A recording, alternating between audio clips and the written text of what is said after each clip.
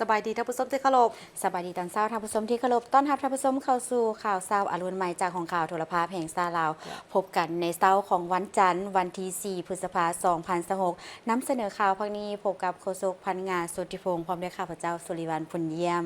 ซึ่งข่าวในภาคเช้าในมื้อนี้เขาก็มีหลายข่าวมานำเสนอทำอีนี้เขาจะไปที่ศูนย์กลางสหพันธ์กรรมบาลลาวได้จัดกิจกรรมอย่างเพื่อสุขภาพเฉลิมฉลองวันกรรมกรสากลครบรอบ140 ปีภายใต้คำขวัญกรรมบาลลาวเข้มแข็งทันสมัยสามัคคีมีวินัยและน้ำใจกรรมชีพ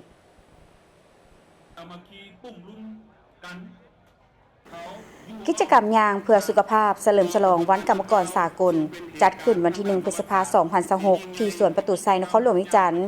ให้เกียรติเข้าร่วมโดยมีทานกีแก้วไข่คำพิทูลประธานศูนย์กลางแนวลาวสังชาติทานคำพันธ์เผยยวงศ์หัวหน้าคณะโฆษณาโฮมศูนย์กลางภาคมีบรรดารัฐมนตรีรองรัฐมนตรีประธานรองประธานสหพันธ์กรรมบาลกระทรวงองค์การนครหลวงเวียงจันทร์ผู้ตั้งหน้าจากองค์การจัดตั้งสากลประจำลาวพนักงานรัฐกรสมาชิกกรรมบาลกรรมกรผู้ออกแรงงานและมวลชนเข้าร่วมโอกาสดังกล่าวทานวิไลวงศ์คเสริมรองประธานคณะบริหารงานศูนย์กลางสหพันธ์กรรมบาลลาวได้ยกให้เห็นประวัติแห่งการกำเนิดเติบใหญ่ของวันกรรมกรสากลครบรอบ140 ปีซึ่งเป็นวันที่มีความหมายสำคัญอย่างยิ่งสำหรับชนชั้นกรรมกรและสาวผู้ออกแรงงานในทั่วโลกเป็นวันที่ชนชั้นกรรมกรได้เต้าโหมความสามัคคีกันลุกฮือขึ้นต่อสู้การกุดขี่ขูดหีดเพื่อทวงเอาสิทธิพื้นฐานของพลเมืองและผลประโยชน์อันชอบธรรมของตนจากพวกนายทุนซึ่งในศตวรรษที่18หาต้นศตวรรษที่19ชนชั้นกรรมกรถือกดขี่ขูดหีดอย่างหนักหน่วงพวกนายทุนได้บังคับให้กรรมกรออกแรงงาน 14-15 ชั่วโมงต่อมื้อออกแรงงานหนักแต่ได้ค่าแรงงานต่ำการป้องกันสุขภาพความปลอดภัยบ่ได้ดีและบ่เอาใจใส่ต่อชีวิตการเป็นอยู่จึงพาให้เกิดข้อขัดแย้งนับมือนับหุนแหงจุดประสงค์ก็เพื่อระลึกถึงคุณงามความดีระลึกถึงผลงานโดยความพิราอาหารของชนชั้นกรรมกรสากลในทั่วโลกโดยรวมโดยเฉพาะก็มีพวกเราระลึกถึงเมื่อวันที่1พฤษภาคมปี1986ที่เกิดขึ้นอยู่เมืองซิโก้ประเทศสหรัฐอเมริกาในเวลานั้นกรรมกรได้ทวงเอาสิทธิผลประโยชน์อันชอบธรรมของเขาเจ้าในการออกแรงงานเป็นต้นเขาได้ทวงให้ผู้ใส่แรงงานคือนายทุนลดผ่อนชั่วโมงให้เวียกลงจาก55 ชั่วโมงต่อมื้อมาเป็น8 ชั่วโมงต่อมื้อก็คือ8 ชั่วโมงเฮ็ดเวียกกับ8 ชั่วโมงได้พักผ่อนและ8 ชั่วโมงได้มีโอกาสศึกษาห้ามเรียนอันนี้ก็เป็นความหมายความสำคัญแต่อีกอย่างนึงในมื้อนี้ก็เพื่อระลึกถึงเฮ็ดให้กรรมกรลาวชนชั้นกรรมกรลาวก็คือชาวแรงงานลาวโดยเฉพาะโดยรวมก็เป็นทั่วโลกนี่ให้เห็นได้คุณค่าของการต่อสู้เพื่อทวงเอาสิทธิผลประโยชน์ชอบธรรมให้เห็นได้คุณงามความดีและความหมายความสำคัญของกระบวนการต่อสู้ชนชั้นของชนชั้นกรรมกรในเมื่อก่อนจนถึงปัจจุบันวันที่1พฤษภาคมของทุกๆปีจึงได้กลายเป็นวันบุญใหญ่ของชนชั้นกรรมกรและสาวผู้ออกแรงงานในทั่วโลกเป็นวันแห่งมหาสามัคคีของชนชั้นกรรมกรทั่วโลกที่ได้แสดงพลังงานที่เข้มแข็งของตนและมีการเฉลิมฉลองอย่างคึกคืนในแต่ละปีอยู่หลายประเทศในทั่วโลกแรงงานมีบทบาทสำคัญในการพัฒนาสร้างเศรษฐกิจสังคมหรือสร้างพัฒนาประเทศชาติของพวกเขาฉะนั้นทุกประเทศไม่ว่าจะสปป.ลาวของพวกเขาก็ได้จัดกิจกรรมที่มีความหมายความสำคัญนี่ปีนี้เป็นปีครบรอบ140 ปีวันกรรมกรสากลหรือวันแรงงานฉะนั้นทั่วภาคทั่วรัฐทั่วปวงชนหรือชาวผู้ออกแรงงานบรรดาเผ่าทั่วประเทศของพวกเขาได้มาเต้าโฮมกันบอกว่าจะอยู่นครหลวงเวียงจันทร์ก็อยู่ทั่วทุกบอนที่วิ่งหาโดยเฉพาะนครหลวงเวียงจันทร์ของพวกเขาวันนี้ได้จัดกิจกรรมที่ยิ่งใหญ่ที่มีความหมายความสำคัญบรรดาแรงงานทุกภาคส่วนทุกแขนงการก็ได้มาเต้าโฮมกันในการย่างเพื่อเฉลิมฉลองวันดังกล่าวนี้ยังมีความหมายความสำคัญที่สุดแรงงานเป็นสิ่งสำคัญในการซุกยู่พัฒนาเศรษฐกิจของประเทศเฮาให้เจริญก้าวหน้าและสำหรับทั่วทุกแขนงการโดยเฉพาะเป็นแขนงการโทรภาพแห่งชาติของพวกเขาหรือสื่อมวลชนของพวกเขาก็ได้มาเข้าร่วมประกอบกิจกรรมที่มีความหมายความสำคัญนี้เนื่องในโอกาสครบรอบ140 ปีนี้เนาะในการเฉลิมฉลองวันกรรมกรสากลทางบริษัทพวกข้าพเจ้าบริษัทเวลานี้เนาะก็เป็นบริษัทหนึ่งที่มีการจ้างงานหลายตำแหน่งและพวกเราเห็นคุณค่าของการจ้างงานนี้และเห็นในใดเพื่อเป็นการส่งเสริมและสุขยู่ให้พวกข้าเจ้าได้มีชีวิตการเป็นอยู่ที่ดีขึ้น และมีมาตรฐานในการเฮ็ดเวียกสูงและทั้งนั้นทั้งนี้ก็จะเคียกห้องมาถึงภาครัฐและภาคเอกชนหรือว่าหัวหน่วยธุรกิจอื่นๆที่มีการจ้างแรงงานนี่ต้องได้เอาใจใส่แท้ๆในการจ้างแรงงานพวกเราต้องให้คุณค่าเขาและก็เฮ็ดแนวใดเพื่อเป็นการส่งเสริมสุขอยู่มีการฝึกอบรมให้พวกเจ้าบ่ว่าจะเป็นเรื่องสุขภาพและความปลอดภัยซึ่งแม่นเวียกงานหนึ่งที่พวกเฮาให้บุริมสิทธิ์สำคัญหลายในบริษัทและปัจจุบันเนาะมาถึงนี่แหละเฮาก็อยากห้องถึงไอ้น้องเฮาที่ว่ามีสติในการที่ว่าเฮียนฮู้อัพความรู้เพิ่มเติมความรู้เฮาขึ้นกรรมกรก็มีเกียรติศักดิ์ศรีบอนสังคมใดบ่มีกรรมกรบอนนั้นจะบ่มีความก้าวหน้าเนาะเฮาเป็นแห่งกำลังหนึ่งของกรรมกรเนาะและให้ฮักเสื้อแพงชาติให้กลับมาประเทศเฮาเนี่ยเนาะไปประเทศใดก็บ่สู่ประเทศเฮาดอกสิกินหยังอยู่แนวใดเนาะก็ฝากถึงที่ว่าไอ้น้องกรรมกรที่ว่าอยู่ทั่วโลกถือว่าพวกเขามีความพอใจเป็นอย่างยิ่งเนาะเพราะว่าบริษัทเบียร์ลาวของพวกเขาเนื่องจากว่าเขามีหลายๆสวัสดิการที่ว่าเพิ่นได้ให้นอกจากสวัสดิการของบริษัทของพวกเขาเองเนาะพวกเขายังมีอปสแล้วพวกเขาก็ยังมีประกันสุขภาพที่นอกจากอปสก็คือ APA จากบริษัทพงสวรรค์เนาะที่ว่าเพิ่นครอบคลุมมาสุขภาพที่ว่านอกจากห้องหมอหลัดแล้วมันยังมีเครือข่ายห้องหมอเอกชนหลายๆแห่งอีกเนาะนอกเหนือจากนั้นยังมีนโยบายจาก3องค์การจัดตั้งของพวกเขาเองนี่แหละจากสหพันธ์มีหญิงของพวกเขาภายในบริษัทเองอีกน้ำตื่มเจ้าวันนี้เนี่ยมีการเข้าร่วมวันย่างวันกรรมกรก็รู้สึกว่าดีใจหลายเพราะว่าปีกายเฮาก็ได้เข้าร่วมปกตินะเพราะว่าคือแบบเฮาได้ย่างออกกำลังกายเพื่อสุขภาพแล้วก็ได้มีการเตาโฮมว่าวันกรรมกรของเฮาเป็นวันที่ว่าแรงงานต้องได้มีการจัดขบวนการย่างกิจกรรมย่างในครั้งนี้แมนได้เริ่มจากสวนประตูไซไปหาหอคำแล้วกลับคืนสู่สวนประตูไซซึ่งกิจกรรมครั้งนี้บ่เพียงแต่เป็นการเฉลิมฉลองวันกรรมกรสากลเท่านั้นแต่ยังเป็นการช่วยสร้างความรับรู้ให้สังคมเห็นถึงความสำคัญของสิทธิแรงงานและการปกป้องผลประโยชน์ของผู้ใช้แรงงานให้ดีขึ้นซึ่งจะกลายเป็นกำลังหลักแรงในขบวนการสร้างสรรค์พัฒนาเศรษฐกิจสังคมของประเทศการเฉลิมฉลองครบรอบ140 ปีวันกรรมกรสากลบริษัทเบียร์ลาวจำกัดได้จัดกิจกรรมในการเฉลิมฉลองวันความปลอดภัยและสุขภาพโลก 2026 ปีนี้ครบรอบ23 ปี ภายใต้หัวข้อเบียร์ลาวขับเคลื่อนวัฒนธรรมความปลอดภัยเป็นหนึ่งในกิจกรรมของการต้อนรับเฉลิมฉลองวันกรรมกรสากลครบรอบ140 ปีตอนบ่ายวันที่29 เมษายน 2026 ที่บริษัทเบียร์ลาวจำกัดได้จัดกิจกรรมวันความปลอดภัยและสุขภาพโลกภายใต้หัวข้อเบียร์ลาวขับเคลื่อนวัฒนธรรมความปลอดภัยเป็นเกียรติกล่าวเปิดของทานเฮนริกจูเอลแอนเดอร์สันอำนวยการใหญ่พร้อมด้วยคณะผู้บริหารบริษัทเบียร์ลาวจำกัดห้องการตำรวจปกส.นครหลวงเวียงจันทน์ต่างหน้าโดยพันโทสังคมพรหมราชหัวหน้าแผนกตำรวจจราจรครูห่วมธุรกิจที่ปิ่นอ้อมและสื่อมวลชนเข้าร่วม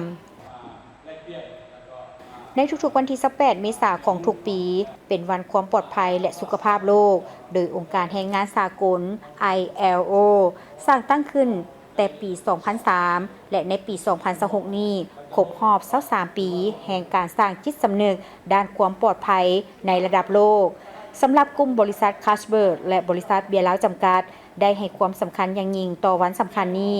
โดยมุ่งเน้นในการสร้างจิตสำนึกและปรับเปลี่ยนพฤติกรรมเพื่อลดพรอุบัติเหตุการบาดเจ็บและการเสียชีวิตทั้งในสถานที่เฮ็ดเวียกและตามท้องถนนพวกเราให้ความสำคัญหลายเกี่ยวกับสุขภาพและความปลอดภัยของพนักงานซึ่งแต่ละปีพวกเราก็จัดงานลักษณะค่ายเคียงนี้ขึ้นแต่ปีพิเศษปีนี้พวกเราได้มีการเชิญเนาะทางภาครัฐก็คือภาคตำรวจจราจรเนาะให้เพิ่นเข้ามามีบทบาทและก็มีส่วนร่วมเฮ็ดใดเพื่อ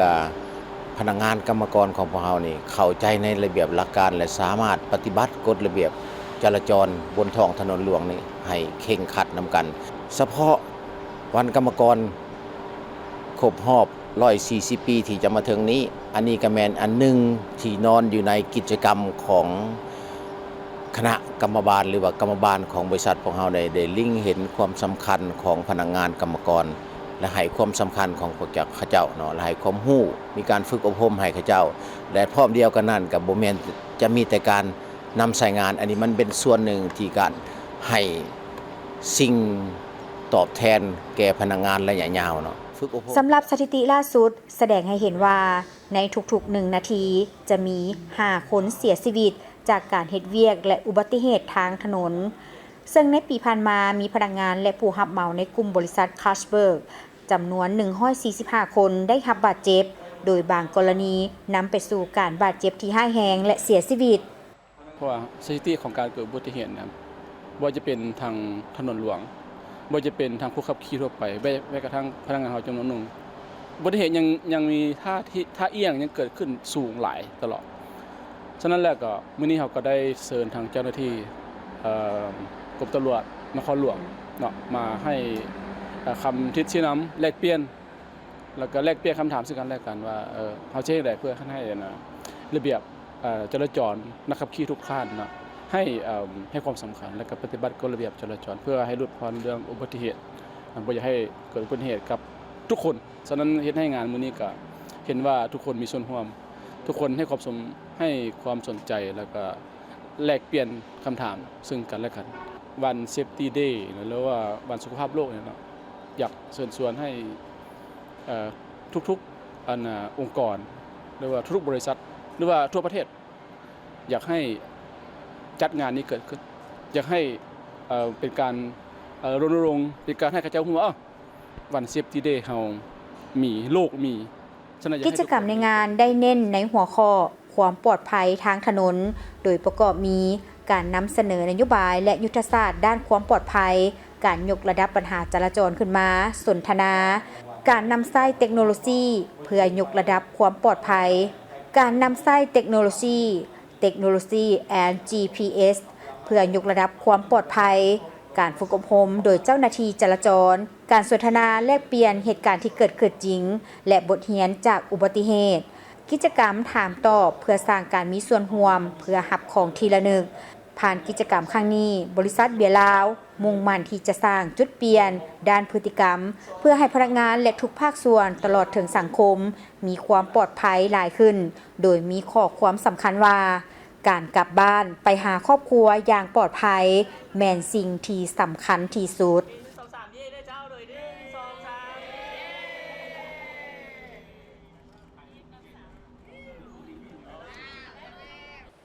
ท่านผู้ชมที่เคารพสนสั้นกรรมกรสากลได้กำเนิดเกิดขึ้นในท้ายศตวรรษที่ 18 หาต้นศตวรรษที่ 19 หลายประเทศในทวีปยุโรปและอเมริกา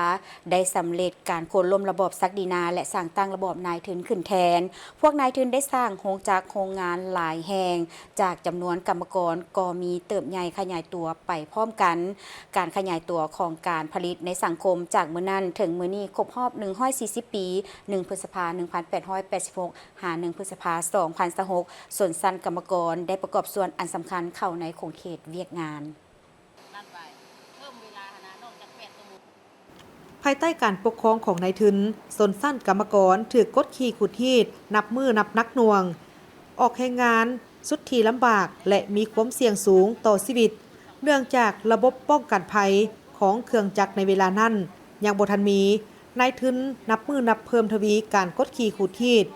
บังคับข่มเหงให้กรรมกรออกแรงงานโดยบ่มีเวลาพักผ่อนมื้อหนึ่งเฮ็ดเวียก 14-15 ชั่วโมงออกแรงงานนักแต่ค่าแรงงานผัดต่ำบ่มีการป้องกันสุขภาพและความปลอดภัยแรงงานในสถานที่เฮ็ดเวียกบ่เอาใจใส่เกี่ยวกับสวัสดิการสังคมจึงพาให้เกิดมีข้อขัดแย้งขึ้นและข้อขัดแย้งดังกล่าวนี้นับมือรุนแรงขึ้นเรื่อยๆกรรมกรและชาวผู้แรงงานจำเป็นจึงได้จัดตั้งเป็นกลุ่มเป็นขบวนเพื่อลุกฮือขึ้นต่อสู้กับนายทุนทวงให้พวกนายทุนเพิ่มเงินเดือนและลดพรสู่โมงเฮ็ดเวียกลงขบวนการต่อสู้ข้างทมิตรแม่นอยู่ประเทศอังกฤษในปี 1764 เพราะว่าประเทศอังกฤษในเวลานั้นเป็นประเทศที่ขยายตัวทางด้านอุตสาหกรรมไว้กว่าหมู่เพื่อปกป้องสิทธิผลประโยชน์ของตนและเพื่อนำพากรรมกรต่อสู้ต้านกับพวกนายทุนชนชั้นกรรมกรในประเทศอังกฤษจึงได้จัดตั้งองค์การกรรมกรเป็นตัวแทนของตนขึ้นจากนั้นขบวนการต่อสู้ของชนชั้นกรรมกรสาวผู้แรงงานก็นับมือนับเติบใหญ่ขยายตัวอย่างบ่หยุดยั้งตลอดระยะที่ผ่านมาภารกรรมประวัติศาสตร์ของชนชั้นกรรมกร ได้สิให้พอเขาเห็นอย่างชัดแจ้งว่าชนชั้นกรรมกรแม้นชนชั้นที่นำหน้าของยุคสมัยที่ติดพันกับพื้นฐานการผลิตมีระเบียบวินัยเป็นผู้มีหัวคิดประดิษฐ์สร้างและมีความสามารถเพียงพอที่จะลบล้างระบอบการโพพันสังคมแบบกดขี่และสร้างสังคมใหม่ที่ก้าวหน้าสิวิไลและยุติธรรมภายใต้การนำพาของพรรคฐานมาอังแกนได้อย่างยืนว่าลักษณะดีเลิศของชนชั้นกรรมกรแม้นชนชั้นที่มีน้ำใจกล้าหาญต่อสู้มีระเบียบวินัยเข้มงวดมีสติต่อการจัดตั้งมีความมนาอดทนสูงอย่างเด็ดขาดมีมนจิตปฏิวัติอันสูงส่งสุดกกสุดปลายเป็นผู้ที่มีความดุมันคนขวาหำเฮียนเอาความหูวิทยาศาสตร์เทคนิคนับมือนับสูงจึงเป็นชนชั้นที่ก้าวหน้ากว่าหมู่มีความสามัคคีลึกซึ้งกว้างขวางและสามัคคีสากลอันผ่องใส วันที่ 1 พฤษภาคม 1886 เป็นเทือทวิตที่ชนชั้นกรรมกรและสาวโปรแรงงานในประเทศอเมริกาอยู่เมืองชิคาโกได้มีการต่อสู้โดยอิงใส่เนื้อในของแถลงการณ์เรียกร้องให้พวกนายทุนต้องปฏิบัติตามการเสนอของกรรมกรว่าแต่นี่ต่อไปบ่ให้กรรมกรผู้ใดเฮ็ดเวียกเกิน8ชั่วโมงต่อมื้อ8ชั่วโมงพักผ่อน8ชั่วโมงทำเฮียนในมื้อนั้นได้มีกรรมกรนัดหยุดงานถึง 5,000 แห่งในตัวเมืองใหญ่ของประเทศอเมริกาได้เรียกร้องและบังคับให้นายทุนต้องรับร้องเอาสิทธิ์ในการเฮ็ดเวียกของกรรมกรในมื้อหนึ่ง8ชั่วโมงจากเหตุการณ์วันที่ 1 พฤษภาคม 1886 ได้สร้างกระแสฟ้องอันใหญ่หลวงและแข็งแรงถึงขบวนการของกรรมกรอยู่ทวีปยุโรปและทวีปอเมริกาเป็นกำลังใจให้ขบวนการต่อสู้ของกรรมกรโลกทั้งเป็นบาทก้าวขยายตัวแห่งไสยชนะเป็นวันที่มีความหมายสำคัญอย่างใหญ่หลวงของชนชั้นกรรมกรในขบวนการต่อสู้เพื่อปกป้องสิทธิและผลประโยชน์อันชอบธรรม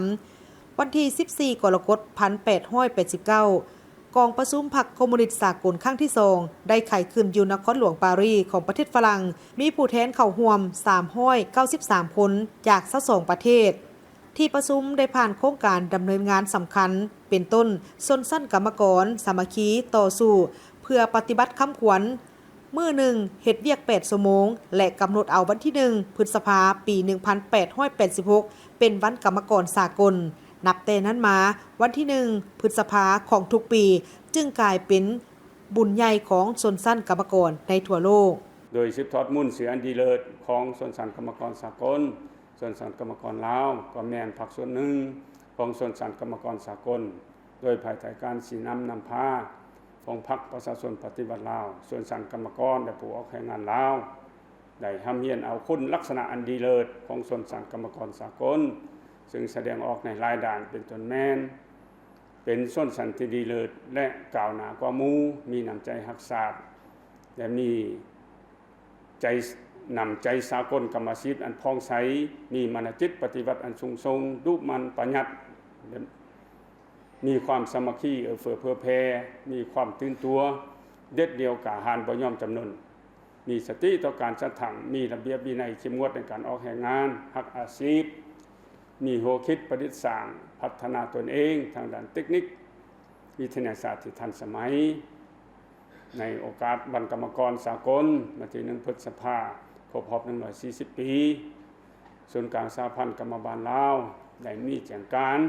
ถึงสหพันธ์กรรมบาลแต่ละขันในทั่วประเทศเพื่อจัดตั้งการเฉลิมฉลองวันกรรมกรสากลปีนี้ให้เป็นขบวนการฟดฝืนกว้างขวาง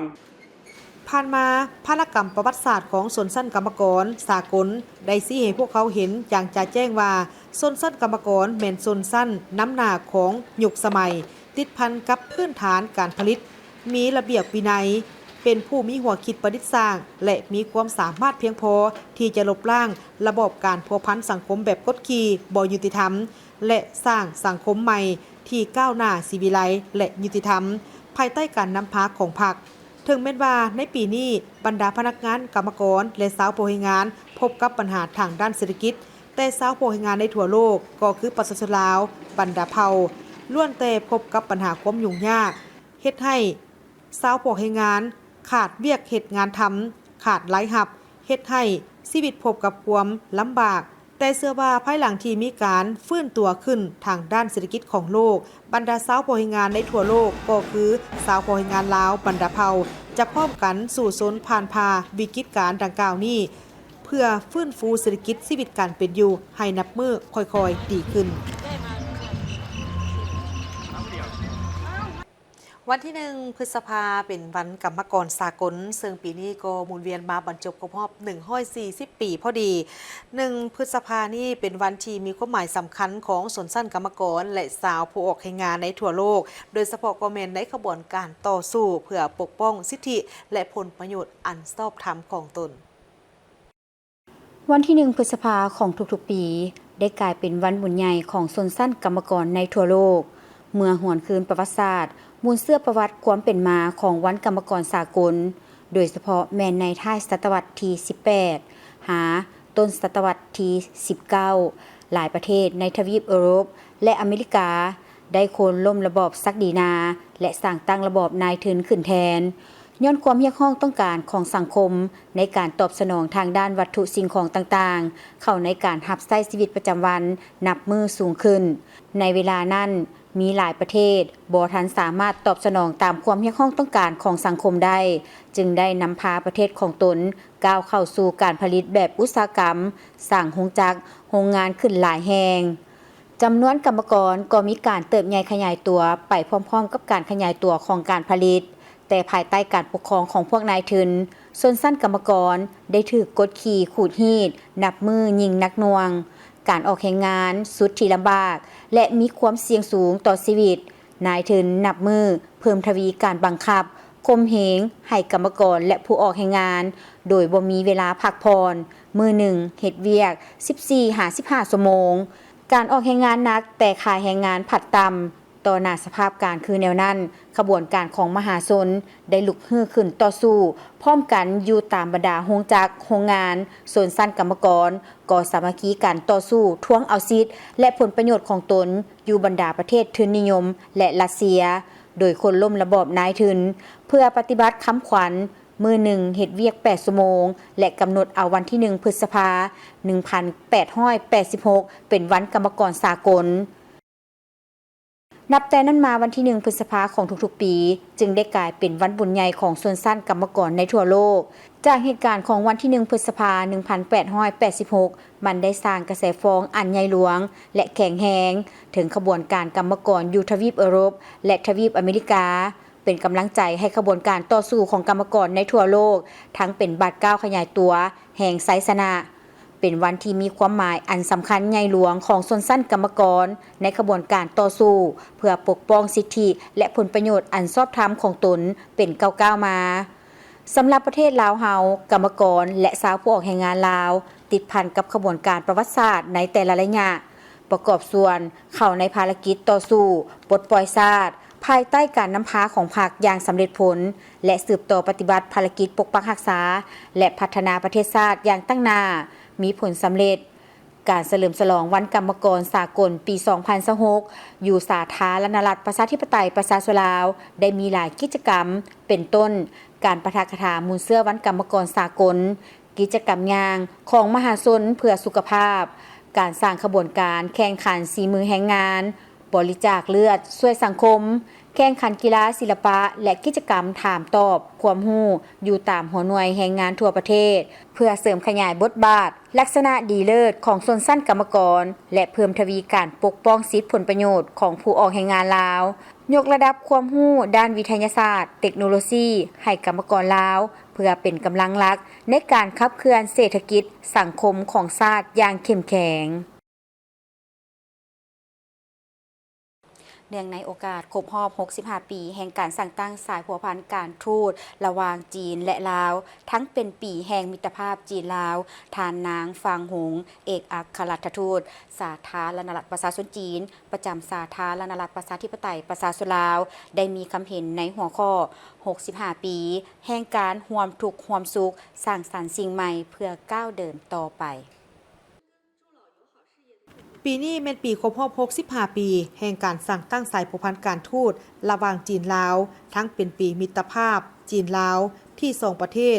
ได้กำหนดร่วมกัน ท่านนางฟ้าหงเอกอัครราชทูตจีนประจำลาวได้มีคำเห็นบางตอนว่าสุภาษิตของจีนได้กล่าวว่าผู้ที่เฮียนสำนักเดียวกันเอิ้นว่าหมู่ผู้ที่มีอุดมการณ์เดียวกันเอิ้นว่าสหายการมีอุดมการณ์เดียวกันแม่นพื้นฐานอันลึกซึ้งที่สุดที่เฮ็ดให้มิตรภาพของสองประเทศยืนยงคงตัวเมื่อ65ปีก่อนจีนและลาวได้สร้างตั้งสายผูกพันการทูตน้ำกันอย่างเป็นทางการผู้นำหุ้นอาวุโสเช่นสหายเหมาเจ๋อตุงสหายโจเอิ้นไหลและสหายไก่สอนพบวิหารได้สร้างสายผูกพันมิตรภาพปฏิบัติอันลึกซึ้งซึ่งได้วางรากฐานอันรักแน่นที่บ่สามารถสั่นคลอนได้ให้แก่มิตรภาพที่สืบทอดกันมาหลายเส้นค้นของทั้งสองประเทศในซุ้มปี60และ70ของศตวรรษที่ผ่านมาในขณะที่ประชาชนลาวกำลังผ่านพาระยะเวลาอันยุ่งยากในการต่อสู้เพื่อเอกราชแห่งชาติประเทศจีนได้จัดส่งคณะเชี่ยวชาญทางการทหารร่วมก่อสร้างทางหน่วยป้องกันอากาศและพนักงานการทูตร่วมกันทั้งหมดหลายกว่า 100,000 คนมาปฏิบัติหน้าที่ช่วยเหลือลาวโดยได้ร่วมทุกข์ร่วมสุขและเคียงบ่าเคียงไหลกับประชาชนลาววีรชนชาวจีนหลายห้อยสหายได้เสียสละชีวิตอยู่ถึงพื้นแผ่นดินลาวในนั้น215สหายได้เสียสละชีวิตและฝังอยู่สุสานวีรชนจีน3แห่งในสาธารณรัฐประชาธิปไตยประชาชนลาวอยู่นครหนานหนิงกวงซีที่ห่างไกลออกไปหลายพันกิโลเมตรลูกหลานนักรบปฏิบัติลาวหลายหุ้นคนได้ไปศึกษาหำเฮียนและเติบใหญ่อยู่โรงเรียน67ที่ประเทศจีนสร้างขึ้นเฉพาะสำหรับพวกเขาเจ้าซึ่งได้ใช้เวลาในระยะที่สำคัญที่สุดของชีวิตอยู่นั่นพื้นแผ่นดินจะจดจำวีรกรรมอันพิราศอาถรรพ์จะคงอยู่ตลอดไปประวัติศาสตร์หน้านี้จะถูกจารึกไว้ในความทรงจำร่วมกันของประชาชนสองชาติตลอดกาลตลอดระยะ65 ปีที่ผ่านมามิตรภาพจีนลาวได้ผ่านการทดสอบการเปลี่ยนแปลงของยุคสมัยและสภาพการสากลยิ่งดนยิ่งแน่นแฟ้นยิ่งดนยิ่งใหม่โดยเฉพาะแมนในซุปปีมอมานีสหายสีจิ้นผิงเลขาธิการใหญ่ประธานประเทศจีนและผู้นำสูงสุดของลาวได้บรรลุความเห็นดีเห็นพ้อมทางด้านยุทธศาสตร์ในการสร้างคู่ร่วมชาตกรรมจีนลาวพร้อมทางลงน้ำในแผนแม่บดว่าด้วยการสร้างคู่ร่วมชาตกรรมร่วมกันถึง2ครั้งในปี 2019 และ 2023 และการร่วมมือยุทธศาสตร์รอบด้านจีนลาวได้สืบต่อขยายตัวอย่างกว้างขวางเลยลึกซึ้งในฐานะสองทางคำของทางรถไฟจีนลาวยังสืบต่อปรากฏผลเป็นจริงอย่างต่อเนื่องโดยได้มีการขนส่งผู้โดยสารสะสมหลายกว่า70 ล้านเถื่อคนและขนส่งสินค้าหลายกว่า80 ล้านต้นซึ่งบ่เพียงแต่ช่วยสุกยู่ให้แก่ลาวหันเปลี่ยนจากประเทศที่บ่มีชายแดนติดจอดกับทะเลกลายเป็นประเทศเสื่อมโยงเสื่อมจอดแต่ยังเป็นการยกระดับการเสื่อมโยงเสื่อมจอดอยู่ในภาคพื้นหลายอย่างประเทศจีนยังคงเป็นแหล่งทุนต่างประเทศและประเทศส่งออกอันดับหนึ่งของลาวหลายปีติดต่อกันโดยมีมูลค่าการลงทุนสะสมอยู่ลาวหลายกว่า18 ตื้อดอลลาร์และปี 2025 มูลค่าการค้าของสองฝ่ายบรรลุถึง 9.82 ตื้อดอลลาร์เพิ่มขึ้น125ส่วนห้อยเทียบใส่ปี 2021 ที่เป็นปีครบรอบ60 ปีแห่งการสร้างตั้งสายผูกพันการทูตลาวจีนบรรดาโครงการช่วยเหลือเช่น8โครงการใหญ่ช่วยเหลือลาวโรงหมอมโหสถและอื่นๆได้ปรากฏผลเป็นจริงในทั่วประเทศลาวเฮ็ดให้มากผลแห่งการร่วมมือจีนลาวได้เอื้ออำนวยผลประโยชน์ให้แก่ประชาชนลาวประเทศจีนยินดีนำเข้าสินค้ากสิกรรมที่มีคุณภาพสูงของลาวหลายขึ้นลงเลิกการร่วมมือในโครงเขตการพัฒนาสีเขียวเศรษฐกิจดิจิตอลพลังงานสะอาดและอื่นๆช่วยเหลือฝ่ายลาวในการเล็งลัดการเปลี่ยนแปลงพลังงานและรับมือกับความผันผวนของตลาดพลังงานสากลได้ดีขึ้นสืบต่อจะตั้งปฏิบัติบรรดาโครงการช่วยเหลือเพื่อชีวิตการเป็นอยู่ของประชาชนให้ดีเพื่อสร้างผลประโยชน์ให้แก่ประชาชนท้องถิ่นหลายขึ้นฝ่ายจีนยินดีร่วมกับฝ่ายลาวในการลงเลิกการแลกเปลี่ยนทางด้านวัฒนธรรมสังคมร่วมมือด้านการศึกษาและแลกเปลี่ยนของสาวหนุ่มเ พื่อให้มิตรภาพจีนลาวได้รับการสืบทอดจากหุ้นสู่หุ้นส่งเสริมเพื่อนมิตรชาวลาวให้เดินทางไปศึกษาท่องเที่ยวและเฮ็ดเวียกอยู่ประเทศจีนหลายขึ้นและพี่น้องชาวจีนให้เดินทางมาประเทศลาวเพื่อสัมผัสกับเสน่ห์อันเป็นเอกลักษณ์ของดินแดนแห่งนี้ให้หลายขึ้นเช่นกันเมื่อยืนอยู่จุดเริ่มต้นใหม่ทางประวัติศาสตร์มิตรภาพจีนลาวบ่มีมือสิ้นสุดบาทก้าวที่เคียงบ่าเคียงไหลกันนั่นจะต้องก้าวผ่านข้ามภูผาป่าดงเพื่อร่วมกันก้าวไปสู่ระยะ65 ปีต่อหน้าที่งดงามกว่าเก่าและสืบต่อประกอบส่วนอันใหม่ที่ใหญ่หลวงกว่าเก่าเข้าในภารกิจอันสูงส่งแห่งมิตรภาพและการพัฒนาของมวลมนุษย์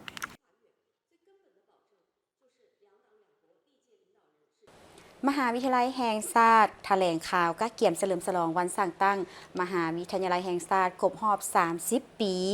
ซึ่งปีนี้แมนวันที่5พฤศจิกายน19965พฤศจิกายน2026โดยจะมีหลายกิจกรรมซึ่งการเฉลิมฉลองในครั้งนี้แมนเน้นการประหยัดมัธยัสถ์และสร้างขบวนการที่หลากหลายเส้นแข่งขันกันพัฒนาไปสู่คุณภาพโดยจะมีการฮีบโฮมผลงานด้านต่างๆของมหาวิทยาลัยแห่งชาติมาวางแสดง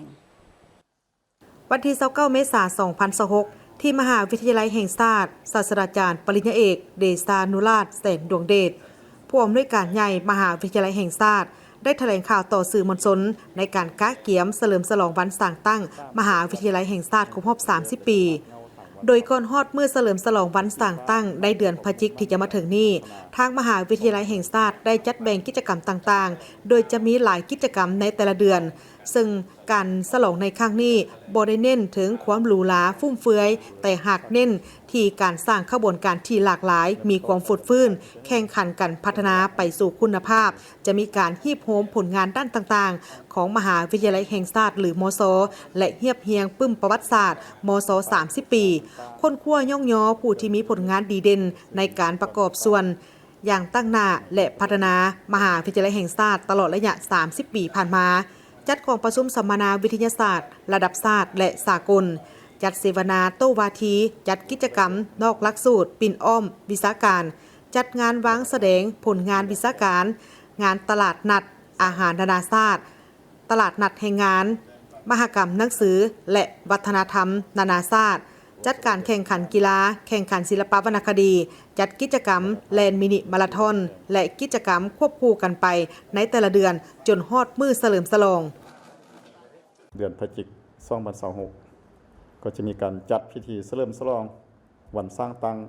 มหาวิทยาลัยแห่งชาติครบรอบ30 ปีอย่างเป็นทางการพร้อมกับกองประชุมวิชาระดับชาติและสากลเกี่ยวกับวิทยาศาสตร์และนวัตกรรมเพื่อการพัฒนาแบบยืนยงจะเริ่มจากวันที่4เริ่มต้นงานวางแสดงผลงาน30 ปีของการพัฒนามหาวิทยาลัยแห่งชาติมาในวันที่5พฤศจิกายนแม่นมือจะจัดพิธีประกาศอย่างเป็นทางการพิธีเปิดจะมีแขก VIP เข้าร่วมบ่ต่ำกว่า500 ท่านจะมีการมอบรางวัลให้แก่อดีตนักศึกษาดีเด่นผู้ที่มีผลงานดีเด่นแล้วก็มีการเปิดตัวปึ้มระลึก30 ปีเข้ามาถึงชาติแล้วก็ตามด้วยบทปราศัยอย่างเป็นทางการเกี่ยวกับเส้นทางการพัฒนามหาวิทยาลัยชาติ2027-2036ในตอนแรงวันเดียวกันนั้นการแสดงบินโดรนสร้างสีสันในท้องฟ้าทั่ววิทยาเขตดงโดให้สว่างไสวการเฉลิมฉลองครบรอบ30 ปีมหาวิทยาลัยแห่งชาติเป็นการทบทวนคืนถึงผลงานทางในวาระแห่งการเต้าโฮมความสามัคคีเต้าโฮมกำลังสังรวมและการมีส่วนร่วมในการพัฒนาสถาบันการศึกษาก็คือการพัฒนามหาวิทยาลัยแห่งชาติหรือมศโดยเฉพาะความสร้างสื่อสังคมออนไลน์และเว็บไซต์ความจะได้รับการพัฒนาปรับปรุงให้เป็นเวทีที่ครูอาจารย์พนักงานและนักศึกษาอดีตนักศึกษาและครูร่วมพัฒนายุทธศาสตร์สามารถประกอบคำคิดคำเห็นพร้อมทั้งคำอวยพรของเขาเจ้าในโอกาสครบรอบ30 ปีของมหาวิทยาลัยแห่งชาติดังนั้นจึงขอเชิญชวนบรรดาท่านเข้าร่วมมีส่วนร่วมในการจัดกิจกรรมต่างๆที่จะจัดขึ้นก่อนฮอดมื้อเฉลิมฉลองครบรอบ30 ปีมหาวิทยาลัยแห่งชาติ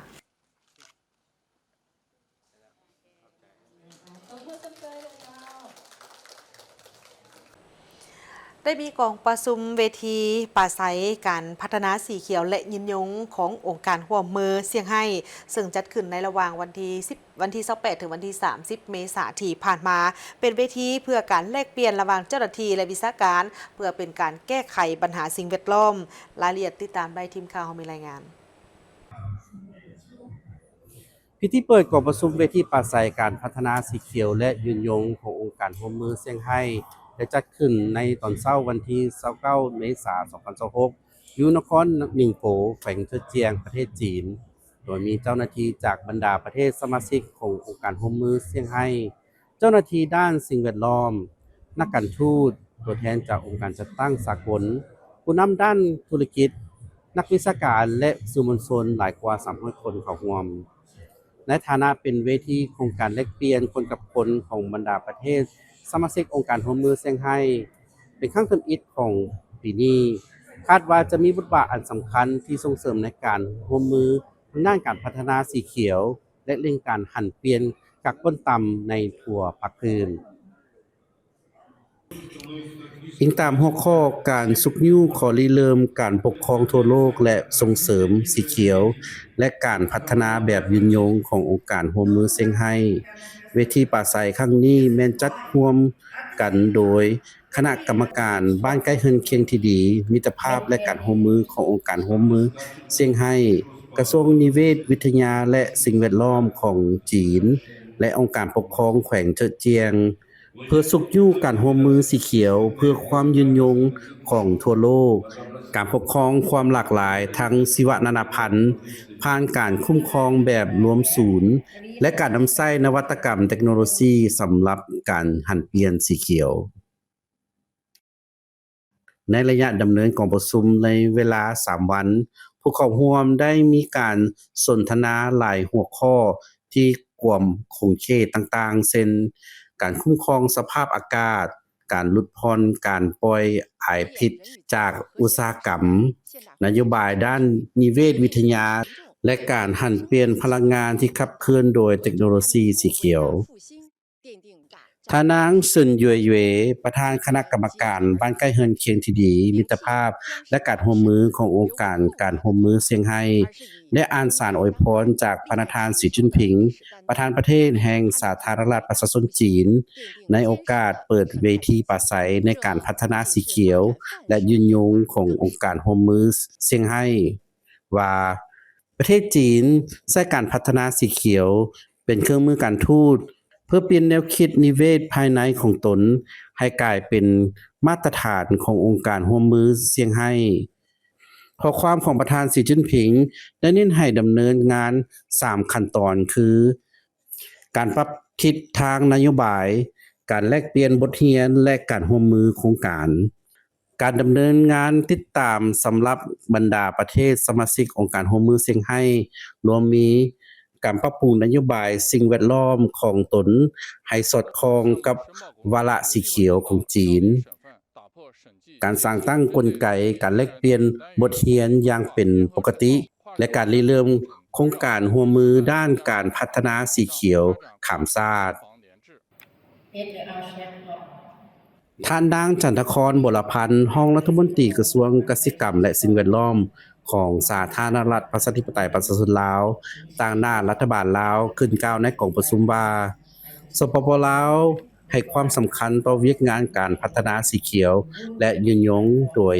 เห็นได้ในบรรดานโยบายและแผนยุทธศาสตร์ของรัฐบาลเช่นยุทธศาสตร์การขยายตัวสีเขียวยุทธศาสตร์การคุ้มครองที่ดินและการปรับปรุงกลไกการคุ้มครองสิ่งแวดล้อมและบรรดาระเบียบการพร้อมนั้นทางนางบุรพันธ์ได้เน้นว่ายุทธศาสตร์การเติบโตสีเขียวของสปป.ลาวมีเป้าหมายจะบรรลุปล่อยไอก๊าซสีเขียวเป็นศูนย์ในปี 2050 โดยการสมดุลการปล่อยไอแก๊สและการกำจัดเพื่อบรรลุเป้าหมายในระยะยาวนี้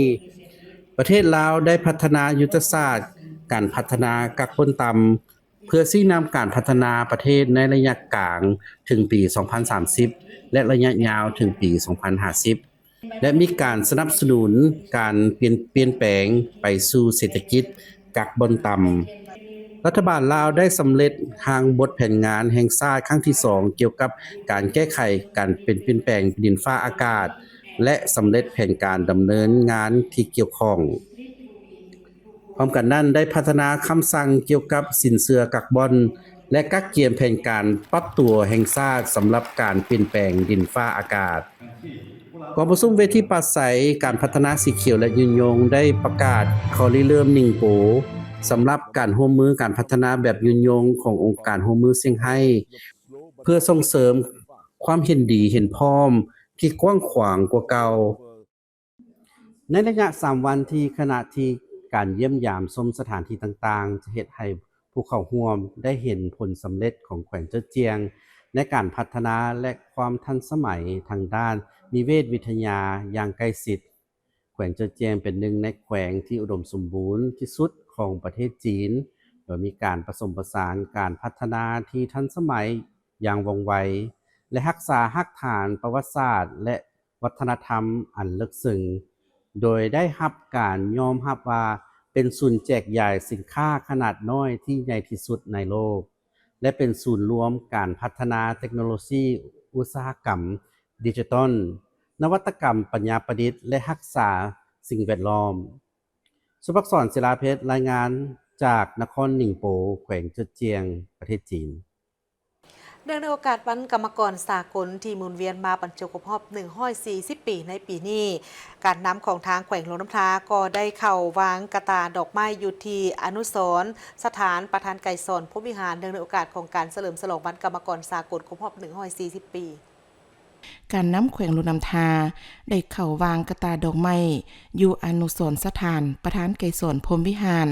เนื่องในโอกาสการเฉลิมฉลองวันกรรมกรสากลครบรอบ140 ปีโดยการนำพาของทานคำฟงอินมานีห้องเลขาพรรคแขวงประธานคณะกรรมการปกครองแขวงมีกรรมการประจำพรรคแขวงกรรมการพรรคแขวงหัวหน้าแผนกการห้องว่าการสภาประชาชนแขวงองค์การแนวราวสร้างชาติองค์การจัดตั้งมหาชนพนักงานนักรบเก่าส่งกองบัญชาการปกสและคณะบริหารงานสาพันธ์กรรมบาลแขวงเข้าร่วมในวันเดียวกันอยู่ที่สโมสรแขวงยังได้จัดพิธีปาฐกถาวันกรรมกรสากลครบรอบ140 ปีและวันปลดปล่อยหลวงน้ำทาครบรอบ64 ปีแขวงพงศลีได้จัดพิธีปาฐกถาเนื่องในโอกาสของการเฉลิมฉลองวันกรรมกรสากล1 พฤษภาคมครบรอบ140 ปีซึ่งเป็นวันที่มีความหมายความสำคัญของชนชั้นกรรมกรและชาวผู้ออกแรงงานในทั่วโลกได้ลุกฮือขึ้นเพื่อต่อสู้กับชนชั้นนายทุนท้วงให้พวกนายทุนเพิ่มเงินเดือนและลดผ่อนสมงเฮ็ดเวียกลงขบวนการต่อสู้ข้างทำอิฐแม่นอยู่ประเทศอังกฤษในปี 1764 ในเดือนพฤศจิกายนปี 1884 อยู่เมืองหลวงชิคาโกเป็นจุดใจกลางอุตสาหกรรมของประเทศอเมริกาขบวนกรรมกรได้มีการต่อสู้กับพวกนายทุนอย่างหุนแหงเรียกร้องและปลุกระดมให้กรรมกรชาวผู้ออกแรงงานทุกทั่วหน้าเตรียมพร้อมต่อสู้เพื่อทวงเอาสิทธิ์ของตนในวันที่1 พฤษภาคม 1886 เป็นเทื่อทำอิฐที่ชนชั้นกรรมกรและชาวผู้ออกแรงงานในประเทศอเมริกาได้มีการต่อสู้โดยอิงใส่เนื้อในของแถลงการณ์เรียกร้องให้พวกนายทุนต้องปฏิบัติตามการเสนอของกรรมกรว่า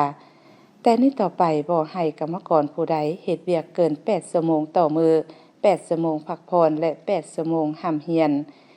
ต่อหน้าสภาพการคือแนวนั้นวันที่ 14 กรกฎาคม 1889 กองประชุมพรรคคอมมิวนิสต์สากลครั้งที่ 2 ได้เปิดขึ้นอยู่ที่นครหลวงปารีสประเทศฝรั่งเศสชนชั้นกรรมกรสามัคคีต่อสู้แม่นทวงเอาสิทธิและผลประโยชน์ของตนอยู่บรรดาประเทศทุนนิยมและรัสเซียได้ขนล้มระบอบนายทุนเพื่อปฏิบัติคำขวัญเมื่อ1เฮ็ดเวียก8 ชั่วโมงและกำหนดเอาวันที่1 พฤษภาคม 1886 เป็นวันกรรมกรสากลนับแต่นั้นมาวันที่1 พฤษภาคมของทุกๆปีจึงได้กลายเป็นวันบุญใหญ่ของชนชั้นกรรมกรในทั่วโลกในพิธียังมีกิจกรรมถามตอบความรู้เกี่ยวกับวันกรรมกรสากลวันที่1 พฤษภาคมพร้อมทั้งมอบของรางวัลให้ผู้ที่ประกอบส่วน ตอบถึกเติมอีก สมาชิกกรรมบาลแขวงหลวงพระบางได้จัดกิจกรรมย่างเพื่อสุขภาพเฉลิมฉลองวันสร้างตั้งกรรมบาลสากลครบรอบ140 ปี ท่านคำลาลิมประดิษฐ์กล่าวเปิดพิธีว่ากิจกรรมย่างเพื่อสุขภาพในครั้งนี้เพื่อระลึกถึงการกำเนิดเติบใหญ่ขยายตัวของวันกรรมกรสากลโดยเฉพาะผลงานการเคลื่อนไหวของสนสันกรรมกรและสาวพวกงานแนวทั่วโลกที่ได้เต้าห่มขมสามัคคีการลุกขึ้นต่อสู้ต้านการกุดขี่คุดฮีดเพื่อทวงเอาสิทธิพื้นฐานของตนและผลประโยชน์อันชอบธรรมของตนจากพวกนายทุนในเมื่อก่อนก็คือการประกอบส่วนการพัฒนาเศรษฐกิจของแต่ละท้องถิ่นในปัจจุบันทางเป็นการรักษาสุขภาพของบรรดาสมาชิกกรรมบาลในทุกคงเขตให้มีความแข็งแรงด้วยการออกกำลังกายท่านกล่าวถึงว่าวันที่1 พฤษภาคมทุกปีเป็นวันบุญญาของสนสันกรรมกรและเป็นวันแห่งความมหาสามัคคีของสนสันกรรมกรทั่วโลกที่ได้แสดงพลังแห่งที่เข้มแข็งของตนและมีการเฉลิมฉลองอย่างคึกคืนในแต่ละปีอยู่หลายประเทศในทั่วโลกโดยเฉพาะปีนี้ศูนย์กลางสหพันธ์กรรมบาลลาวได้ออกแจงการให้บรรดาแขวงจัดตั้งการเฉลิมฉลองให้เป็นกระบวนการฟดฟื้นกงควงและเลึกซึ้งสหพันธ์กรรมบาลแขวงหลวงพระบางจึงได้พันขยายแจ้งการโดยจัดขบวนการย่างเพื่อสุขภาพในครั้งนี้ขึ้นพร้อมกันนั้นจะมีการจัดตั้งปาฐกถาเล่าหมุนเสื้อวันกรรมกรสากลและปลุกระดมการบริจาคเลือดแบบสมัครใจตื่มอีกโอกาสนี้ได้เริ่มขบวนย่างเพื่อสุขภาพเริ่มต้นจากบริเวณสวนน้ำพุหน้าห้องว่าการแขวงไป4 แยกตลาดกลางคืนแล้วไปตามเส้นทางแขมขานเข้า5 เส้นทางสีสว่างวงผ่านหน้าหอพิพิธภัณฑ์แห่งชาติและกลับคืนจุดเริ่มต้นด้วยความเบิกบานมวลซื่นสหพันธ์กรรมบาลของทางแขวงบุรีคำไซก็ได้จัดปาฐกถาเล่าถึงหมุนเสื้อวันกรรมกรสากลซึ่งปีนี้หมุนเวียนมาบรรจบครบรอบ140 ปีท่านได้ยกให้เห็นประวัติความเป็นมาของวันกรรมกรสากลที่1 พฤษภาซึ่งเป็นวันที่มีความหมายความสำคัญของชนชั้นกรรมกรและชาวพวกแรงงานในทั่วโลกระยะนั้นชนชั้นกรรมกรถือกดขี่กุดเหตุเป็นต้นแม่นการออกแห่งงานสุดที่ลำบากและมีความเสี่ยงสูงต่อชีวิตการบังคับข่มเหงให้กรรมกรออกแห่งงานมือหนึ่งเฮ็ดเวียก 14-55 ชั่วโมงแต่ค่าแห่งงานต่ำบ่มีสวัสดิการสังคมฉะนั้นจึงเป็นสาเหตุเกิดข้อขัดแย้งระหว่างพวกนายทุนกับชนชั้นกรรมกรทวงให้พวกนายทุนเพิ่มเงินเดือนและลดพรชั่วโมงเฮ็ดเวียกลงมาในวันที่1 พฤษภาคม ปี 1886 เป็นเทื่อทำอิฐที่ชนชั้นกรรมกรและสาวกแรงงานในประเทศอเมริกาได้มีการต่อสู้โดยอิงใส่เนื้อในของแถลงการเรียกร้องให้พวกนายทุนต้องปฏิบัติตามการเสนอของกรรมกรว่าแต่นี้ต่อไปบ่ให้กรรมกรผู้ใดเฮ็ดเวียกเกิน8 ชั่วโมงต่อมื้อ8 ชั่วโมงพักผ่อนและ8 ชั่วโมงห้ามเฮียนตัวสภาพการคืนนั้นวันที่ 14 กรกฎาคม ปี 1886 กองประชุมพรรคคอมมิวนิสต์สากลครั้งที่ 2 ได้เปิดขึ้นอยู่ที่นครหลวงปารีสประเทศฝรั่งที่ประชุมได้ผ่านโครงการดำเนินงานสำคัญพร้อมกำหนดเอาวันที่1 พฤษภาคม ปี 1886 เป็นวันกรรมกรสากลนับแต่นั้นมาวันที่1 พฤษภาคมของทุกๆปีจึงได้กลายเป็นวันบุญใหญ่ของชนชั้นกรรมกรในทั่วโลกโดยภายใต้การนำพาของพรรคประชาชนปฏิวัติลาวซึ่งแม่นพรรคของชนชั้นกรรมกรลาวได้สืบต่อพันธุ์ขยายหมู่เสืออันดีเลิศของชนชั้นกรรมกรสากลเพื่อยั่งยืนถึงการประกอบส่วนของชนชั้นกรรมกรลาวทั้งเป็นการปกป้องสิทธิผลประโยชน์อันชอบธรรมของตนปกปักรักษาสันติภาพและเป็นขีดหมายอันสำคัญของชนชั้นกรรมกรสหพันธ์กรรมบาลแต่ละคันได้โฆษณาศึกษาอบรมให้กรรมกรและผู้ออกแห่งงานกำแน่นแนวทางแผนนโยบายของพรรคกฎหมายของรัฐสิทธิพันธะและผลประโยชน์อันชอบธรรมของตนมีระเบียบวินัยในการออกแห่งงานมีสติต่อการจัดตั้งเป็นเจ้าการยกระดับความรู้ความสามารถและพัฒนาฝีมือแห่งงานให้สูงขึ้นแน่ใส่สร้างให้เขาเจ้ากลายเป็นกำลังการผลิตที่มีระดับทางด้านวิทยาศาสตร์เทคนิคหูนำไซเทคโนโลยีเป็นกำลังการผลิตของอุตสาหกรรมและทันสมัยอย่างแท้จริงจบการรายงานข่าวภาคเศร้าแต่เพียงเท่านี้พบกับทีมข่าวได้ใหม่ในการรายงานข่าวภาคต่อไปส่วนข่าวภาคนี้โฆษกทั้งสองพร้อมกับทีมข่าวเศร้าลาท่านผู้ชมไปก่อนสบายดี